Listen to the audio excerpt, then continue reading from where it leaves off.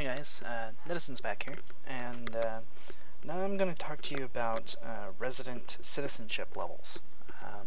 So this is an XP system implemented on top of the normal XP system, which gives residents more power within their individual city-states. I decided this was needed because the amount of power that alts give is kind of too much. And there's only so much you can do designing the game around it, when in reality what needs to happen is players need to value their character just as much as they value their items that they receive in the game.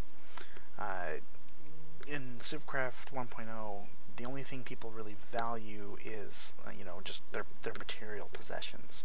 And if you get banned or if you bring on an alt or whatever, there's nothing anybody can do really to take that away from you, at least not very easily, not without a lot of messy admin intervention and things like that.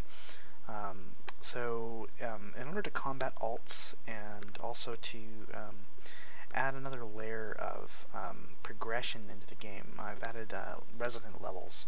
I'm still working on the visual aspect of this, but basically you start as serfs, you can go all the way to a lord, and you gain XP by doing things inside of your civ. That's pretty much it. So you can invite serfs into your town, and they can only claim so many plots. As you can see, I've already claimed all 4 of my plots. I've got 3 out of 2 structures, and the only reason I have that is because I was an op, which let me build more structures than I would normally be allowed to build. I can give myself some XP kind of as a cheat here. Let's see.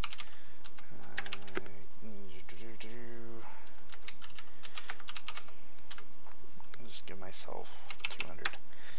So now I've upgraded to farmer. There's a whole list I'll go through.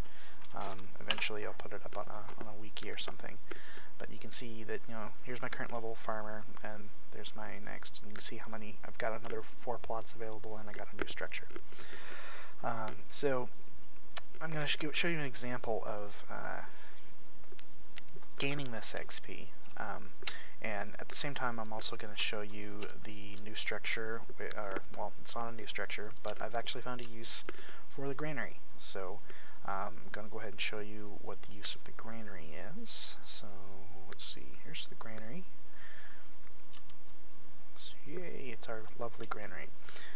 So as I may have mentioned in previous videos, I've gotten rid of oops, I gotta claim, and then I gotta build my granary. I've gotten rid of culture as a resource. Culture still exists, and there's like culture borders, for instance, but what doesn't exist is culture as a resource, where you just build a building and then it generates culture, and then you wait, and then the culture grows, and then you wait some more, and then the culture grows again, or maybe you sacrifice animals or whatever. Instead, the town's borders, the town's cultural borders, is based off of how much food you give it. So the town requires the town has a limit on the number of plots that can be claimed, and that's different from the limit that an individual can claim. But the town also has a limit on the number of plots that it can claim, and the only way to increase that and also to increase its cultural borders is to feed the town.